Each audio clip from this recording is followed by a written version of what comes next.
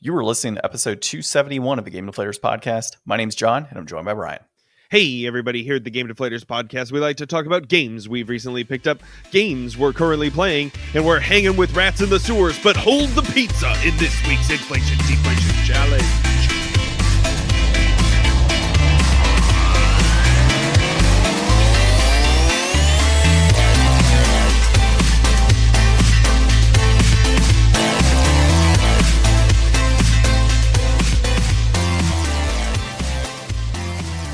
I didn't actually read what you were writing there, so that kind of caught me by surprise. Yeah, no turtles here. We are playing Dishonored. Yep, so we'll dive into that Plague World at the Inflation Deflation segment. Corvo Atano, come on. That could be like another, I believe that would be a Renaissance artist name. Corvo? Yeah, I could see that as a Renaissance artist. Turtle, Corvo Atano. Oh man, he's one that trains them in the art of supernatural abilities. Yeah, turning into rats and stealthing through the shadows. Controlling Master Splinter. Yeah, exactly. So, God, that threw me for a loop. Okay, so you can find the Game Deflators podcast on thegamedeflators.com. You can also find us on YouTube, so just search up Game Deflators there. We are also on social media at Game Deflators on X, at The Game Deflators on Instagram, Facebook, and Threads. And last but not least, you're listening to a podcast app. Like, subscribe, leave us a comment, leave us a review, all that good stuff. Let's dive into some recent pickups. All right. PlayStation Plus games were pretty damn good, actually. John texted me to brag about it this month. Like, that was insane. Yeah, that's how good they were. I was like, Ryan, look at this lineup. Holy crap. I just have the Essential tier just for things like this so we can play games throughout the year. But I mean, come on. I was not expecting Evil Dead and Plague Tale Requiem. Like, that's insane. Like, Evil Dead's a $60 game already. Like, that's fantastic. And then Plague Tale's hovering at 40 on the lows. And then, of course, there's Nobody Saves the World. That was just kind of like that little icing on the cake. So yeah, that's a great one. Yeah, I was shocked, dude. Like, just logging in. Normally, it's like, there's like a FIFA game and like some indie title and then a decent game. But yeah, this was solid. For sure. Probably the best one. Honestly, probably one of the best months that they've had for free games in a while. So pretty stoked. All right. But what I'm currently playing, though, is I continue playing Tales. I got to the Geyser area. Thoda, I think is what it's called. Yeah, Thoda Geyser.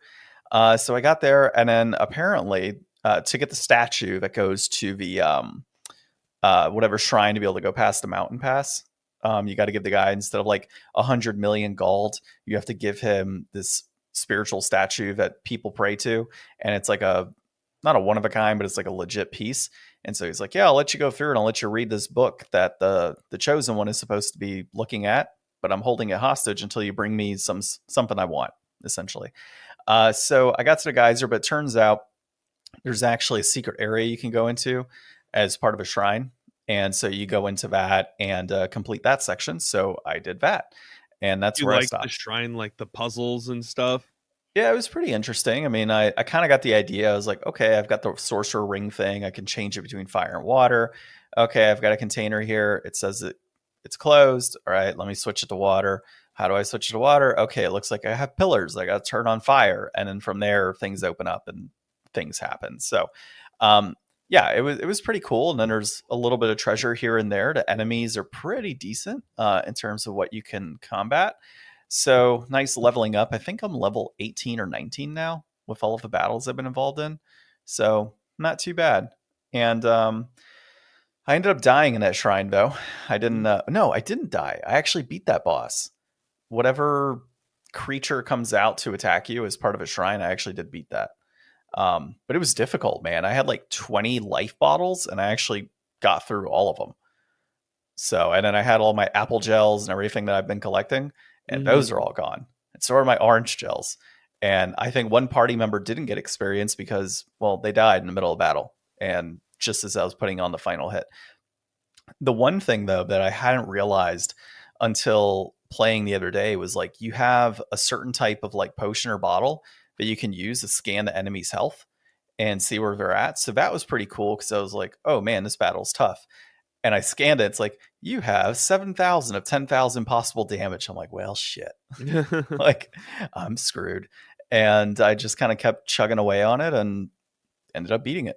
So that worked out. And then, yeah, I saved and that was it the other night.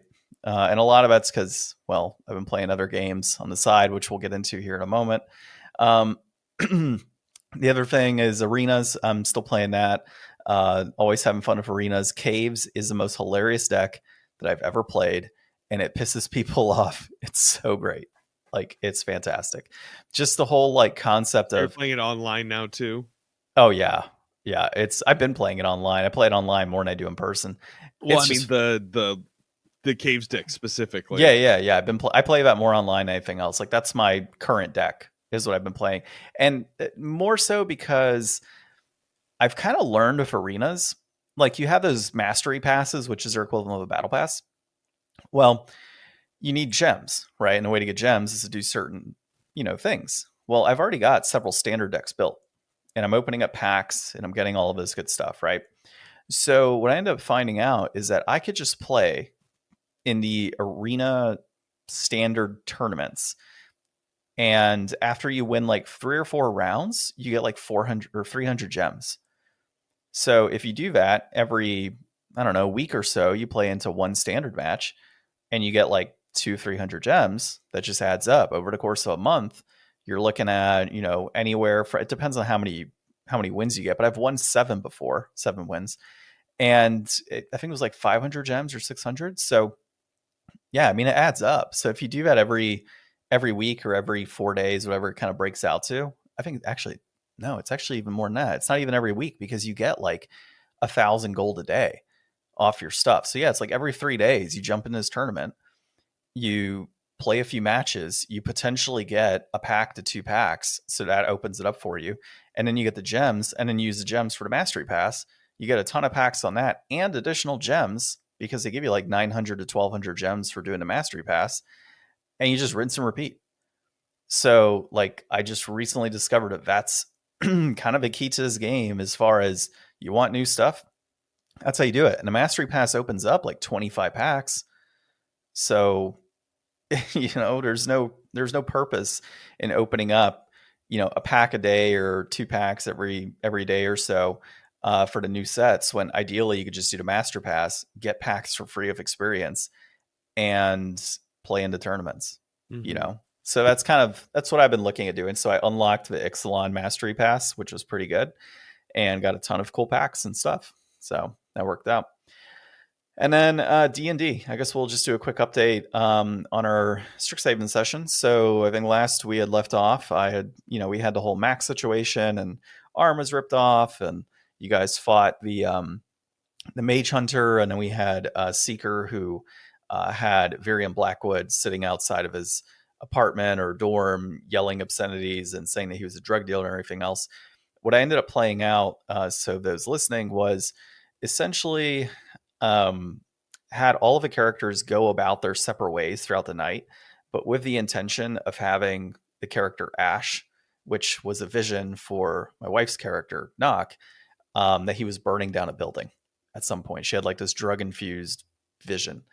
And so I had planned on making that come to fruition. The best way I felt to do it was to have everybody in their separate ways, and then hearing like alarms ringing throughout campus, smoke in the distance, and then you guys battling a bunch of fire geists, along with Ash just kind of staying there being like, what the hell happened? So I thought it was kind of fun. Like, the interactions that you and Thomas had, I thought were fantastic into like target practice. So like, you guys did target practice and, had a little mini game kind of set up. I had, of course, Seeker dealing with his Virion Blackwood blood feud. And then I had Nock and Fez kind of doing their whole discussion on what was happening. So I felt it was pretty good overall, the session and how it went. And then, of course, everybody kind of comes together towards this end where all of their different like paths kind of collide together into forming like, oh, this is happening. There's something burning. And, of course, you guys deal with professors who are still in denial, which I love it. It's like, what is it? Not birthers. I'm trying to think of like what they would be compared to at this point. But their backs were turned when like stuff was happening. And so you guys are like, didn't you see them? And we're like, no, we actually didn't see anything. Yeah. So, and I'm just having a blast with that, or it's like, no, they didn't see anything. There's still no Auric. You guys are crazy. Yeah. It So, has certainly been an adventure trying to get through all of this crazy stuff. oh man, I'm like debating if, like, towards the tail end of the campaign, there's a dead member of Auric just sitting in front of like the dean of the school, and he's like, "Oh, the Auric are back after everything's done." That'd be so great. But no, so that's where we are, and I got a plan for next week and see what's happening because I have zero plans right now. Like I'm not sure. I guess I kind of know where to take you. You guys are studying for exams and such right now, and you'll have your first or your second exam, I think, on the year for Strixhaven. So I got to do that, and you guys will probably have some role play up in the classrooms and stuff like that. That's kind of what I'm thinking, and then we'll figure it out from there.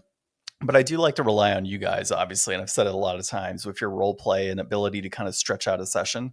Because like I'm trying to lay the groundwork and bullets, and here's what I want to work off of, and kind of get everything set in, and then you guys kind of take it from there. And it seems to work, so I'm going to keep rolling with it. So yeah, there can't be any complaints on the story because you guys are making it. I'm just kind of rolling with it. So yeah, pretty much. Yeah. The homebrew aspect is not that great. So it's hard. You're doing fine. You're doing fine, John. Yeah, I know. All right. So I'm not going to mention my last currently playing. I'll go ahead and mention it in our discussion topic. So you go ahead. Okay. So, this week I picked up Yakuza Like a Dragon on Game Pass. Last week I had talked about trying out Yakuza 0 for the first time a little bit, and it was very interesting now switching over to Yakuza Like a Dragon. So this is the first one that is like an RPG instead of like a brawler type game. This is the one that's getting a sequel that's coming out like next week or something, or next month. It's coming out very soon. Yakuza Like a Dragon Infinite Wealth. And that's going to be the first one set outside of like Japan. It's going to be in Hawaii. So, these games, man, trying to play these games is like watching a movie. Especially this one, because this one is an RPG. So imagine having like at the beginning of your RPG, there could be a lot of story, right? I swear out of like the 3 hours I've played this game, I have had like 8 fights, like RPG fights, like just with like regular, like level 1 guys that take like 2 seconds to just boom, boom, boom, like hit the attack button twice. So it's predominantly story focused. It's been all story. And I think it was not a great idea necessarily to just play the beginning of each of these games so close together, because it's just been a lot of like, I mean, I'm understanding which story is tracking, but it's interesting. There are kind of some parallels that I'm seeing between like that story, and maybe because, Yakuza 0 was like the first in the timeline for the original character Kiryu, and then with the new character, maybe they were, doing that on purpose and drawing from history. So I don't know. They're good. They're very like interesting stories. I really like the characters. But man, it is hard at night when I'm trying to sit down and play a game to just be like, all right, let's watch a 30-minute drama now. Honestly, man, like I'm kind of down for that if I could stay awake. Yeah. I mean, when it's earlier in the day, it's fine, but it's just like last night I was on the struggle bus and I probably missed some scenes. So yeah, that's usually how my gaming goes nowadays. Yeah. So, I do think it's pretty interesting. I'm not sure which one I like more. Like maybe the brawler old style is something that I should look more into, just because that's one that I've played the least type of. Like, I've played a bunch of RPGs, so like, Yeah. even though it has some interesting things in it, I don't know. Also, I'm just not sure what to play right now, and I'm not really committing to any of these things. Um, Persona 3 Reloaded comes out like in a week, and that's going to be on Game Pass also. So, like, I lost my ability to play Persona 4 Gold on the Game Pass, like I talked about last week, but there is another Persona coming to Game Pass in the near future. Like, I could try that. There's lots of options out there, but I still got to think about eventually doing new games resolution. Who knows? I know that there's going to be so much new stuff coming out soon, but I'm kind of all over the place right now, I guess. Yeah. Yeah, my new games resolution is still going to be in delay mode, considering I'm where I am in A Tails, bunch and of stuff, yeah. yeah, and then of course the game I'm also playing on the side is Palworld. I thought I was going to play that after the fact, but no, no, we decided to jump full blown in, and I put in like 8 hours this week. Nice. Which is quite a lot for me of gaming nowadays. Are you playing this with Justin?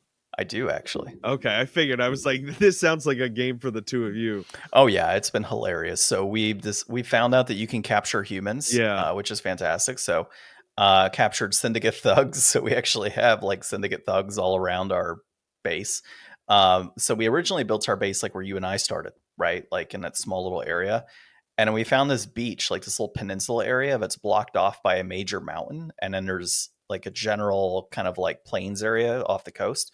So we found this large clearing, and we decided to build what looks like a giant 1800s plantation. It's kind of hilarious how big it is. It's gigantic, dude. It's like a 3-story building. And we've got a bar in it. And we push the beds together because you have to go to sleep. So at one point, I had beds in separate parts, and he's like, "John, why aren't the beds together?" I'm like, "Why would they be together?" He's like, "Are we just friends?" And so at some point, like I let it go for a couple days. And so one day when he was out like exploring, I go ahead and I push the beds together. And it was the most hilarious reaction as we both were like running up the stairs to like do a sleep for the night type of deal. He goes, "Oh, you push the beds together." Like it was just out of randomness. So it was so funny, but recorded, John. Oh man, I have to get OBS and stuff set up. But yeah, so we did all that. We've got our pals kind of doing different tasks for us within the camp and building things and mining off of our like we have a stone thing or stone mill, we've got a wood mill, and then we're going to be building a wheat mill. We've got an egg and incubation. Like it's been a lot of fun doing that. And then the exploring component, there's lots of dungeons that we've been doing to get like different types of pals. It's funny because Justin, as we're playing, doesn't even call the pals by pal names. He calls them by Pokemon names. So we found a lot of people do that. Yeah. So we saw an owl. He's like, "Oh, it's a Hoot Hoot," and I'm like, "What?" And so I'm like, "Oh, it does look like Hoot Hoot." And then there was like this creature that looks just like a damn Pikachu, but with like a suit or something or some sort of weird pattern outfit. And he's like, "It's a Pikachu," and so we caught that. There's a lot of creatures obviously that don't look like Pokemon, but there's quite a bit that you're like, that looks like a damn Eevee, as you're going through. So I can definitely see why people are like, oh, they stole all these ideas and they used AI to generate Pokemon, which makes sense. Cause like, if you're like, oh, AI, please make me a game that has the following characteristics like Pokemon. Well, of course it's going to look like Pokemon. But there's just so much more that's like not Pokemon, right? Like there's the fact that you can catch humans. There's, the survival aspect, the getting them to work for you and do all these different things, the building component. The battling is very much different than what you would experience in Pokemon. You don't have to actually use, of course, your pals to be able to do battle. You can, do you have guns yet? No, we don't have guns yet, but we have like bats and arrows and things of that nature. And then so we're only like level 16, but we beat a level 38 boss, one of the mammoths, the other day. So I was reading that you can actually like the mammoths are susceptible to fire. So if you build campfires near them, they will, catch fire and deal a bunch of damage. So what we did is we created a wall of campfires. And then we had a few that were set to like 1 second left on the build. And then I had Justin luring the mammoth Because into you the camp. encircle it in a circle of fire. Yeah. And then it doesn't get out. Yeah, it doesn't get out. So because it's surrounded by campfires, it has nowhere to go. And it just burns. And then you're able to kill it. So we ended up killing the mammoth, got a bunch of stuff. We tried to catch it, but we're such a low level, it wouldn't let us catch it. So I don't know if there's like better of the pal ball things to be able to allow, or pal spheres to allow us to catch pal them. spheres. Yeah, I don't know. There might pal spheres. Yeah, there's like better pal spheres, I think, because it says like, oh, this pal sphere is too low of a level type of deal. But yeah, we've been having a blast with it. We've gotten like different mount items so we can mount certain pals to travel. When you catch certain pals, it unlocks certain things you can do. And then as you increase levels, it increases your ability to like buy certain technology to be able to use throughout the game. So, oh, you want to get like a stone wall to be able to build a castle? Well, you got to be like level 20 something. And you also have to have caught whatever pals in the process. So we've done some exploration, but the game's huge. There's so much to this game. Like we've only unlocked a very, very little amount of it. There's a lot that we could be doing, and we just honestly haven't. So yeah, that's kind of where we're at right now. And we're going to continue playing and having some fun with it and just kind of see where it takes us. I mean, it's not, from what I know, it's not really like a story focused type of game. You're just open world exploring and doing all these crazy fun things. So, and it's still early access too. So there's going to be a lot that's added to it, I'm sure. And they've already kind of said there's going to be things like PvP and other stuff that's going to be added to the game as well. But as it stands right now, we're just doing a private server with ourselves. And, if anybody else happens to be playing in our friend group, we'll let them join and we'll all kind of screw around and adventure and all that good stuff. And we have it set to casual too. So if we die, we keep all of our stuff and we don't have to worry about like going to backtrack. Because it's kind of the way I looked at it. It's like, I just want to have fun with this game. I don't want to sit there and be in that situation of, stressing out like, oh, I lost my stuff and it's all the way across the world map and I have no easy access to get there type of situation. So I was like, let's just casual it and just have some fun. And we have been. So that's good. So in terms of overall review, I would maintain my deflated review that we had last week. I think that the game still, it is, if you want to do a direct comparison to Pokemon, it is Pokemon what it should be and so much more and at a far cheaper price. It is worth it. And if somebody's going to listen to this, get pissed and say, well, they copied Pokemon, did all this other stuff. Nintendo knew about this. The Pokemon company knew about this years ago when it was first announced. They could have issued a cease and desist. They could have done different things back then. They didn't. There's nothing here at this point. Unless a lawsuit comes out of nowhere and they have to take the game off of Steam, I think they're good. And also Microsoft, likely in the assistance of development for this game, probably wouldn't be getting involved in something if there were legal ramifications tied to it. So the fact that Microsoft's hand is in it, it's something to consider there too. Yeah. So, yeah. Well, this week we will be talking about a little bit of that, John. Did Mike Tyson write out this description, by the way? I just want to confirm. Why? It says, this week, Nintendo is out to cat them all.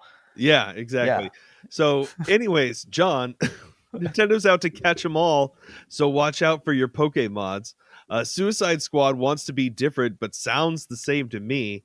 And Microsoft starts off the year hitting $3 trillion market cap and celebrates with mass layoffs. The way that you wrote that. That's so rough. Okay, so speaking of Palworld, Nintendo goes after Palworld Pokemon modders. I think this is Toasty Shoes, if I recall the name. Yeah. Yeah. So, he's a YouTuber and apparently does mods. The first I've heard of him, but apparently he's got a pretty decent following. So this is Ash Parrish, coincidentally, Ash Parrish at The Verge, writing about a Pokemon situation with Palworld. So it's just like this happy come together of all things Pokemon and yeah. So Basically, I mean, it is what it is, right? So Tosi Shoes made a Palworld mod that takes all of Pokemon. You have Ash Ketchum as the main character. You've got Pokemon throughout the entire world, and made a video and posted and said, "We need, Palworld, but Pokemon mods." And so the reason that all of this kind of came down so quickly, like Nintendo, of course, had the video removed, and they went after him right off the bat. It's because the guy was trying to sell it, and then he backtracked and said, "No, no, no, I was going to give it for free." Like, no, he was straight up going to sell it. And so I understand where, because like there's modded Pokemon things all over on PC. Like it's not abnormal to have Pokemon modded into things. Mm-hmm. But when you decide that you're going to make money off of it, that's usually where the line is drawn. So that's realistically, I think that's the big thing there. And then the other thing you have to consider is the Pokemon brand, right? It's supposed to be lovey-dovey creatures and all of the crazy things that are tied to Pokemon that are PG at worst, mainly rated G. And you've got, the potential, because in this game you can execute pals and just kill them. And then there's guns and there's picks and fires that you can burn them with and throw them over the side of cliffs and all this other crazy stuff. Yeah, Nintendo doesn't want that, right? Like, can you imagine seeing Pikachu get slaughtered or executed? Like, that's just not going to fly. So I could see multiple instances of why this would be like removed immediately versus like there's another game coming out in the future that's a monster taming game. And if, for example, they did a Pokemon mod, I would not be surprised if Nintendo just kind of looked the other way, because it depends on what actually is happening in the game, right? You're not going to have like Pokemon characters running around in like, Call of Duty, right? And if you do, Nintendo's probably going to remove that as well, right? So I think it's dependent on what the game is, if they're charging money, etc. So long story short, that's what happened. Yeah, I mean, Nintendo has historically come for a lot of people's projects, depending on how publicized it gets and how, involved the the creator is with trying to monetize it or just trying to release their own. Like, some people will do these mods and all they ever do is make, a video showing them going around. And if that's all they do, I mean, Nintendo's not going to do anything about it. Like, we've all seen those really great, Unreal 5, Ocarina of Time, like, remakes that are out there. Those are just people doing that for themselves. They're making a video, and unless that's being released and other people are getting their hands on it, and all of a sudden Nintendo feels that they're losing revenue to it, that's the time that they're going to act. Or if they see, something that could confuse their product for something legitimate and makes them look in a bad light, they're certainly going to act. But I mean, there's a million like Pokemon fan mods out there, and I think that those will get hit down sometimes, but once something's on the internet, you basically always find it. So it's one of those things. Nintendo has to do this, because if they don't defend their copyright vigorously, people are going to walk all over them, and there's a lot of money to be made with knockoff Pokemon, so they need to step in and do whatever they can. But in this instance, I've talked to a couple people, and for the most part, I think people don't think that Nintendo's really going to step up and do anything here against Palworld themselves. I mean, at this point, Palworld's made so much money that they have a huge war chest that they could fight back against any kind of lawsuit that I think Nintendo would mount against them. And I don't think that they've really deliberately done anything. And like you were saying, if Microsoft believed in this enough to sign them up for Game Pass and put it up as one of the places you can get early access to, I mean, that does give a lot of legitimacy to what they think, is right and wrong here. Because, yeah, I don't think that they would step on Nintendo that way and be like, oh, yeah, we're going to put this pirate thing day one on Game Pass. Well, and so what I'm also not understanding is like there's so much outrage from the fan base. And honestly, I think a lot of it is like Pokemon fan jealousy. Like there's finally a game that's out there in the market. And I mean, there's games that have been like this before, but like there's a game out in the market that makes Pokemon truly look bad. Like this is something. So I saw a funny video of, the scene in Iron Man where Tony Stark, he builds like the original Iron Man. It's made of like sheet metal, Tony and Stark he's built this thing in a cave. yeah. So it's like Tony Stark built this thing in a cave. Why can't we build it? Type of thing. That should be Nintendo's reaction right now for Game Freak, right? Yeah, Game Freak built this thing in a Like cave and they never updated it. yeah. So like Palworld was built by a group of 20 people. Yeah, let's just say they use AI assets, right? That's fine. A lot of companies use AI assets, to be able to get stuff done nowadays. It's a quicker, more efficient way in development. So they built this thing with a team of 20, one of which, the guy that developed all the guns, was working at like a grocery store or fast food restaurant just out of junior high. So like the fact that you have Game Freak, which has been around for years and has senior developers, and they're putting out stuff that looks like PS2 graphics on the Nintendo Switch, and Palworld comes out and has what's arguably a pretty decently looking game with some pretty good graphics and flow and everything else. Like I mean, Game Freak or Nintendo should be mad at Game Freak right now, but the reaction from Pokemon fans is what's got me. They have gone out of their way to reach out to the Pokemon company to like issue complaints and flag it. And so the Pokemon company like sent out a statement the other day. It's like, yeah, we've received a number of inquiries for a game that was released that uses assets that are like the Pokemon company. We'll be investigating blah, blah, blah, blah. Right? Like, do these people that are doing this really think that Nintendo and the Pokemon company are not aware of what's happening in their own market? Like, if this was an issue, it would have been addressed a long time ago when people made comparisons and said, this looks like Pokemon of guns. This didn't come out of the blue. It's been a thing for a number of years now. I think we even talked about it on an episode in the past. So it's just, I don't know, man. It's a weird situation in general. And people are getting up in arms and trying to defend the multi-billion-dollar Nintendo, who honestly has been screwing over consumers for so many years with, lower quality games, not lowering prices, releasing things and not having, caps on limitations of how many you can get, the amiibo craze that's been happening over the years. Like, Nintendo doesn't give a damn about you. So why the hell are you defending them all of a sudden?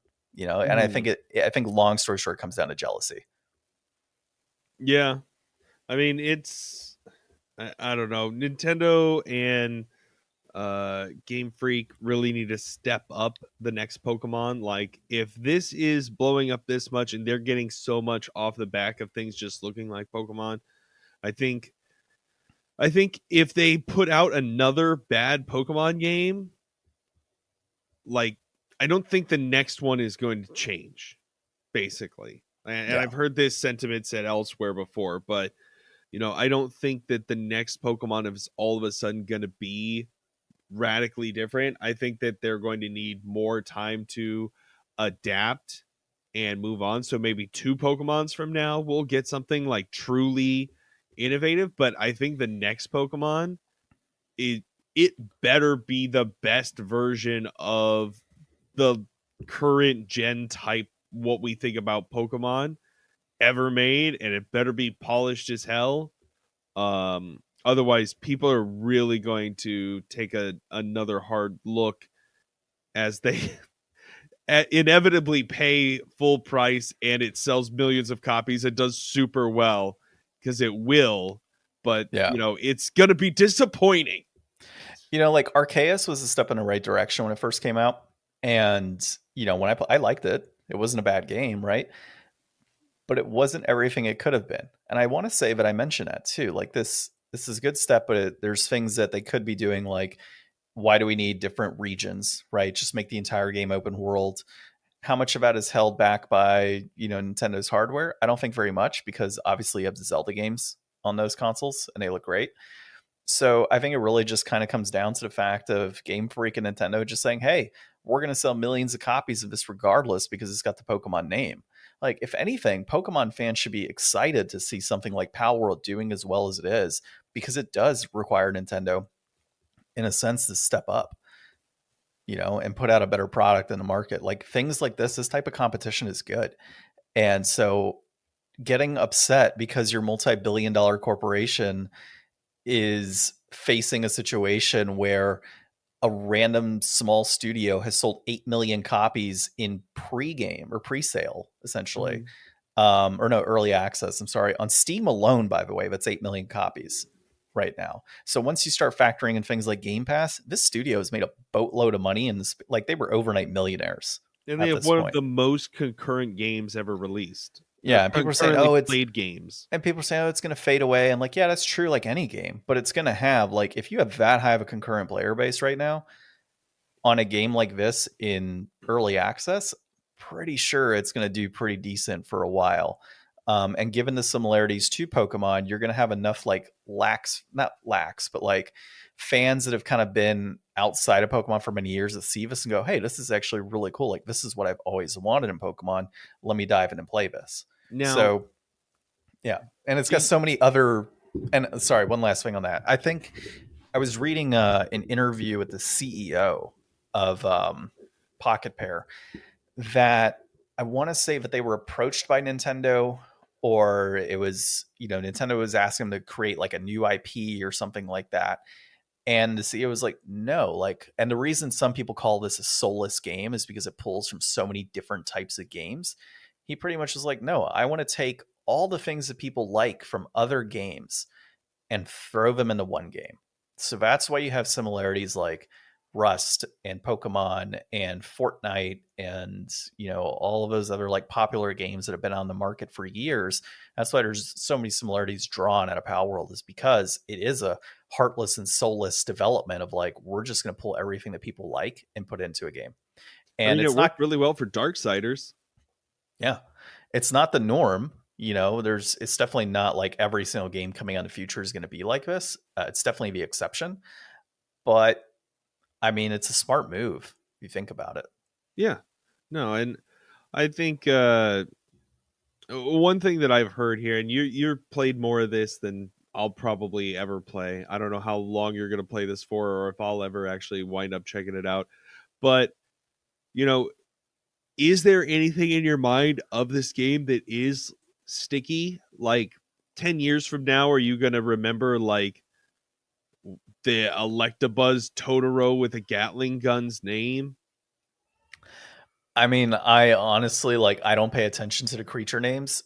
And it was kind of like that in Pokemon too, though, when I played Pokemon. Yeah, so there's so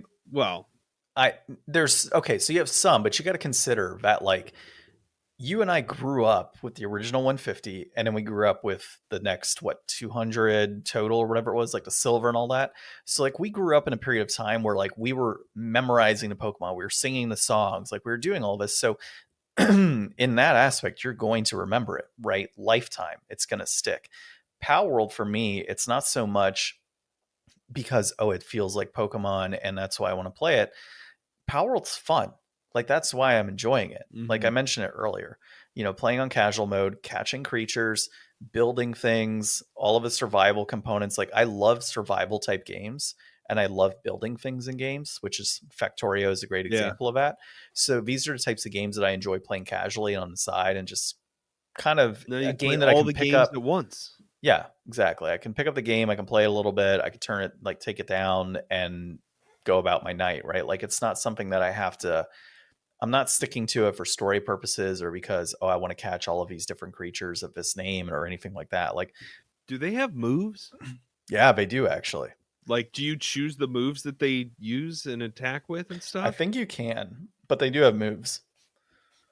And then they do have like different stat blocks. Like there's grass and fire and rock and dark and all this other stuff. So like, I mean, people are right. It pretty much is in a sense a copy of Pokemon, but there's so many other monster taming type games that have come out in the market over the years. Yeah, you could draw comparisons, but there's like Digimon. Digimon's definitely different. I mean, you go from a little tiny like puppy or something to like a full-blown angel human type figure back to a dragon. Like, there's crazy things like that in Digimon. No, so I saw one the other day. It's like it goes from like a marshmallow to a dog to a refrigerator with a Gatling gun. Yeah, there's also Gundramon or something, which is literally a giant set of guns made to look like a Digimon. So, like there's tons of things in that game. But, the point being is that there's a lot of monster taming games that are out there. They've all got their random stat blocks that are tied to it. The general thing is like, okay, fire beats grass, and, grass beats water, and all this other stuff. Oldest RPGs. Yeah, exactly. So it's like, it's not new to Pokemon. Pokemon didn't revolutionize the elements and what's good against what, right? So, draw all the comparisons you want, but that's not like new to that company. Yeah. And it's not exclusive to Pokemon. So I can see the similarities. I can see why people are pissed off. I can see the certain assets that look the same. But again, if it was an issue, it would have been addressed a long time ago. Yeah. Yeah. Well, let's move on. Enough World for now. Yeah, we could probably like skip all the other stuff at this point. All right, so Suicide Squad dev lays out battle pass and game plans, and they sound good. So this is Zach Sweezen at Kotaku. I don't agree, Zach. I actually kind of agree, so I'll let you say your part first. So this is the Suicide Squad devs. They did another Q&A, and they talk about, hey, here's some, things that we want to let you know. Some of these things are that the battle pass will always be available. So even once that season is over, you can always go back and claim those rewards. By the way, all of those rewards are going to be just cosmetic. They worked really hard. They think that they made some of the best cosmetics in the industry, and they want you to always be able to get your hands on those. But they also understand that, they don't want this game to take up all of your time. They know that you've got a lot of stuff that you need to do in your life, and, maybe pouring hundreds of hours into the Suicide Squad Kill the Justice League isn't the best idea for you. And you know what? This was like a really multiplayer kind of focused, online live service type title, but you could play it all solo as well. So those all stacked up, I mean, they sound like great little things to give the player, but you're trying to sell me the Suicide Squad in a live service multiplayer experience that I don't actually have to keep up with. The only thing I can get from it is really good cosmetics, but I could just play myself, and then who am I really showing those cosmetics off for? And if I'm not getting them till a year later, who am I showing them off to then? And just kind of all in all, I think we're all kind of scratching our heads still a little bit. Like, I know the devs, they have to push their game. Like, they've spent so much time and effort on this game, and I want them to have the best experience and launch that they can. But like, this is the third time you're trying to sell us on the Suicide Squad. Like, has it been that successful the first two times that they tried to make the Suicide Squad bid? Like, Harley Quinn really hit. She was a huge cultural phenomenon for a few years. That was like the biggest Halloween costume. And then like, what's his name? John Cena's guy. But it's like, that was like one of the most successful parts of the second time that they tried to pitch the Suicide Squad as like a mass appeal franchise. And that part is going to be a part of Mortal Kombat. It's not going to be a part of the Suicide Squad game. Like, I don't know how many people are really going to get behind this and how well it's going to do. I feel like we all think this is going to be kind of a stinker of a game, and we all want it to pass by so that they can get on to, making something new. It's the same thing like with Redfall. We see that Redfall was a bad thing, and we just want those good devs to start working on something new right away and just let that thing go. Yeah, so I agree with you to an extent here. Suicide Squad in general, I don't think has been the best. Like, the movies have been okay, but yeah, so as far as Suicide Squad as a whole is concerned, not my favorite. It's not something that I typically follow. I get it, the whole villain comparison, but it doesn't stick to me, right? Now, in terms of what they are doing with the game, I'm in 100% agreement with this approach. I like what they're doing with it just being the cosmetics. I like that you don't have to be 100% invested in the game. to be able to do game passes and all of that. The live action component, it is what it is. And then there's a solo mode that you can kind of do whatever you want to do. Right. So I think that the way that they're developing this thing is the right way. And it's going to attract a certain set of gamers that are like, I don't want to deal with a game like Fortnite where there's limited quantities of certain items or limited edition type items. And I'm going to have FOMO on, completing the battle pass or not. Right. Like this doesn't do that. And it drew comparisons to me with Apex Legends, where Apex Legends, there's like cool outfits and things of that nature that you can get with the battle pass, but you don't have to actually you don't actually have to do all of that, right? Like it's just cosmetics. You can enjoy the game in its entirety as a live service game. It's fun stuff. It's cool. But the battle pass is secondary in a sense, right? Yeah, it's a moneymaker for them, but everything else you could still play, right? And it's like that for a lot of games. And there's not these crazy limited quantities, and you have the choice of if you want to buy or if you don't want to buy. And Magic the Gathering, again, is very similar to that in that, you don't have to do Mastery Pass. You can play the game in full. If you want to get ahead and get good cards and all that, yeah, you might want to buy stuff, but it's not a requirement to play the game. And so I think that's where they're getting at with this, but I'm right there with you. I don't think Suicide Squad is a right game. I don't think it's going to be that great. I think the movies were okay. They're not the best movies. So why would you make a game after it? And like, I think they tried to incorporate them into like the Arrowverse and other shows and stuff in the past, and it just doesn't hit the same. Moving on, our last article today, Microsoft lays off 1,900 Activision Blizzard and Xbox employees. This coming from Tom Warren at The Verge. We all kind of knew this was going to be coming, I think. Whenever you have giant acquisitions like, the largest purchase of a publisher and game merger in history, basically, there's going to be some crossover.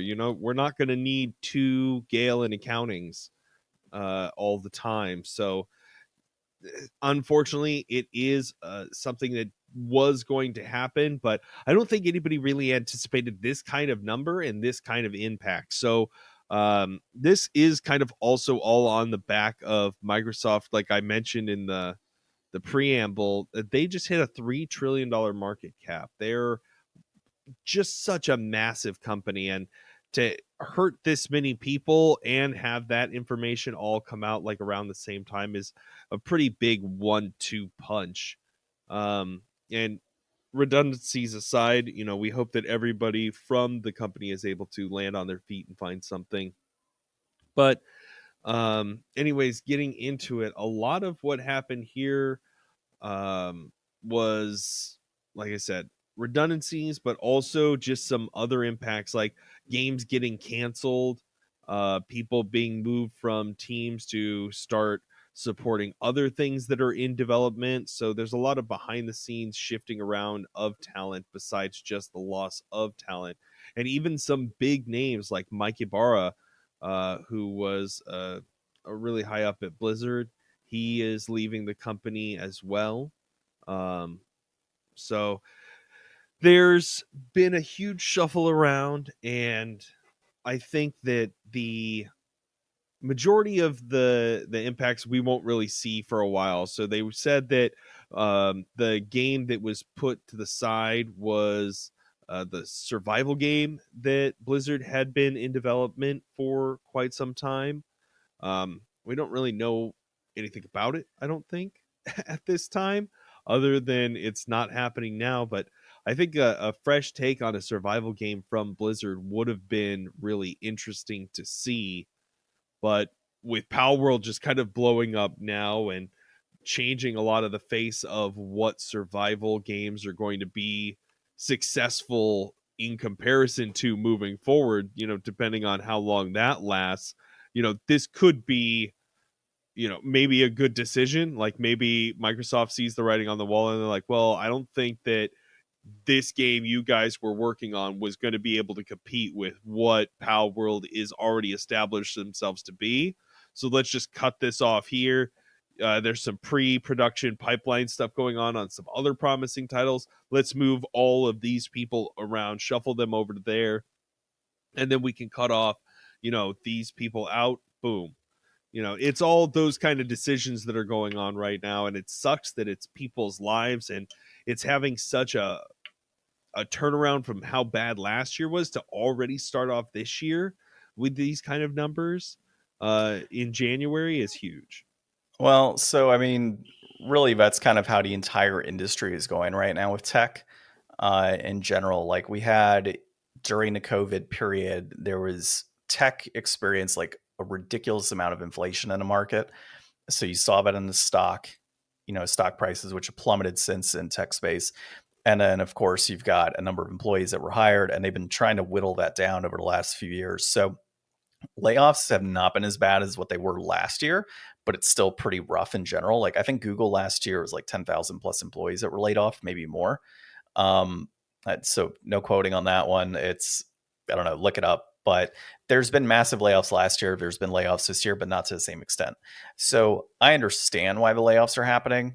They're trying to get back to a point of, I guess you could say, profitability and, ensuring that there's positive cash flow happening within these different divisions. And it makes sense that the gaming division would get cut the way it did just because, as I stated earlier, massive amount of tech inflation over the last couple of years, and they're trying to just kind of cut that down. What really sucks though, is that's a lot of people that are looking for work. And so now in an already competitive like development space, I mean, it's gonna be tough for them to find jobs in this type of like what's happening right now with tech. Like I've got a couple friends that are, developers, not even just gaming developers. Okay. Gaming development, I think, is pretty tough to get into to begin with, but they're just regular developers. They can get a job with just about any company out there because there's a difference between like web development versus developing different programs for like Android or Apple. And then there's like game development. Like it's all different types of codes and all that. So like you have to know a certain type of code. But some of those guys that do like, development on cell phones or cell phone applications or web design and that type of stuff. Some of them are like cross-trained and there's a pretty wide field for them. I know people have been waiting like 6 months to a year to find something and still haven't found anything. So, and the other piece too is that a lot of these companies are trying to get younger and cheaper as they hire new people in. So they'll likely open up positions at Microsoft or Xbox, be able to bring in like other employees to jump into that business.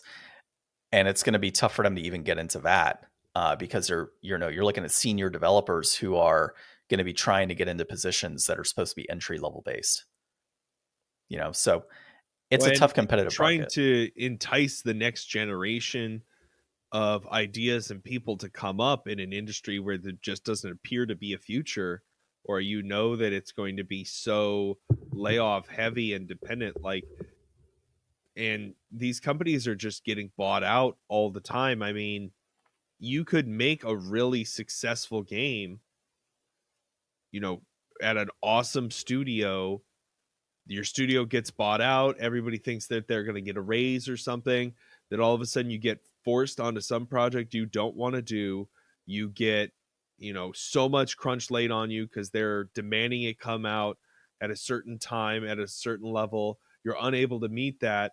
And then they shutter the studio and everybody loses their job and nobody can ever make that sequel the way that it should have been made because now it's just owned by some company and it's just, everybody lost their job. All of that talent's gone. All of that ambition that was the team is dead.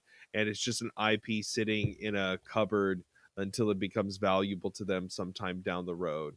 Well, and what's unfortunate too is all of the new hires that they had that experiences. So I saw one instance at least, which I know is not the general population here for what happened, but there was a guy that I was a developer on Twitter that he was hired by Blizzard 4 months ago, moved out to California for the job, and they just laid him off.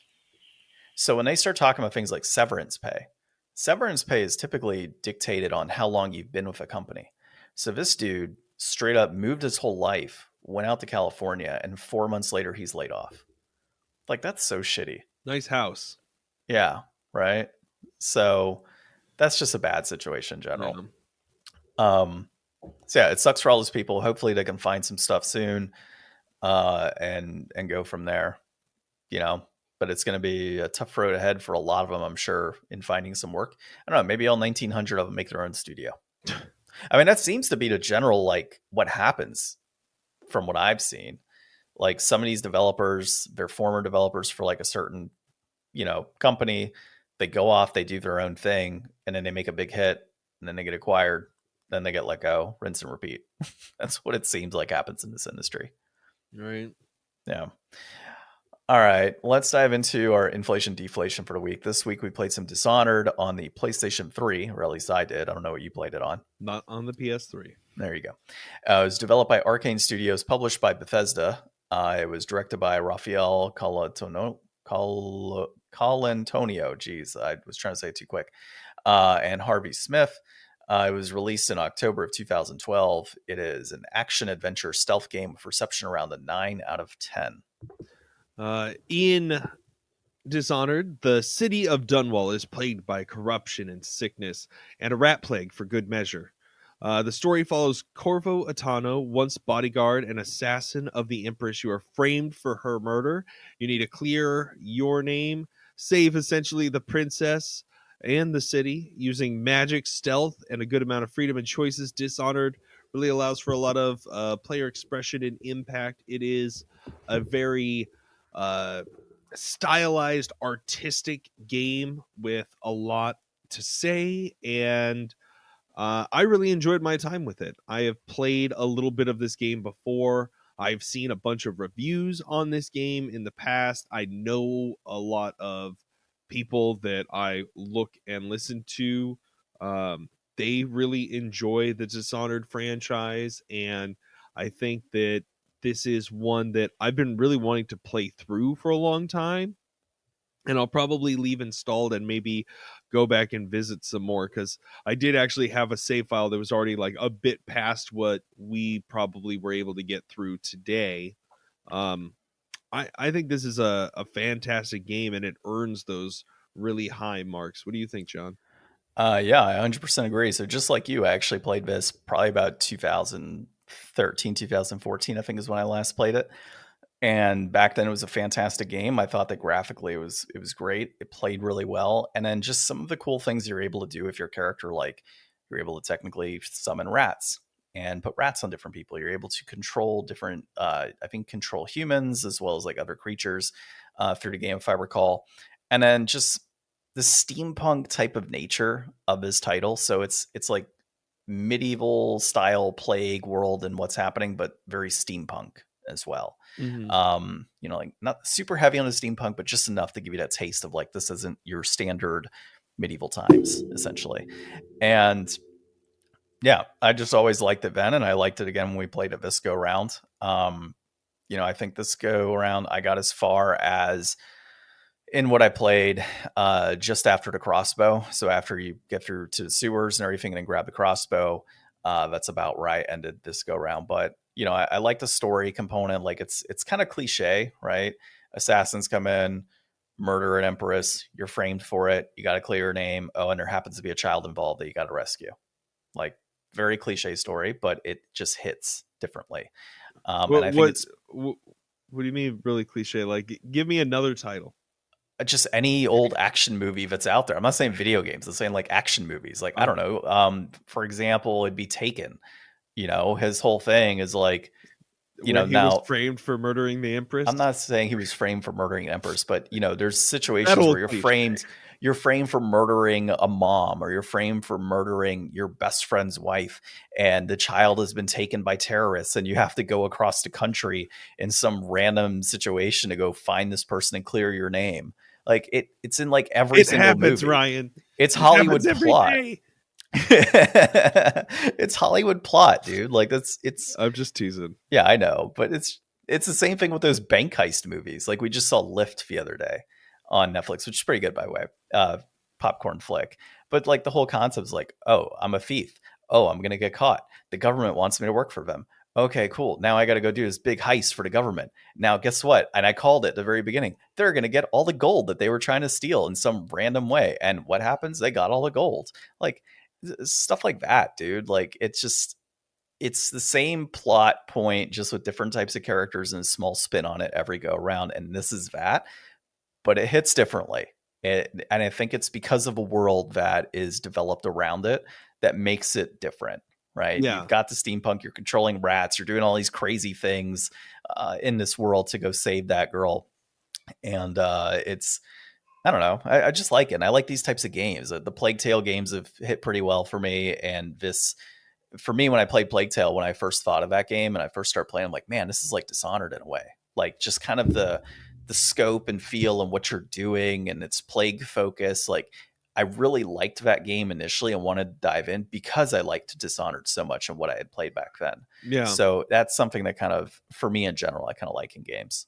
Yeah, I think the systems that are at play in Dishonored are really cool. I mean, this is what people really like about Arcane is, you have kind of, here's this world, this sandbox, the rules, and everything's going to play by those rules, so you can really be effective and make plans and have things carry out the way you expect and you want to.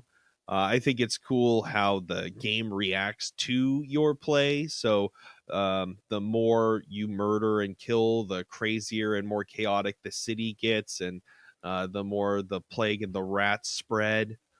So, if you choose to kind of go this light side or this dark side, you can see that impact play out through the city, and eventually, the ending you'll get, and the way that the lessons you'll teach through your actions. Essentially, Emily will learn from you and kind of become one way or the other at the end when you rescue her.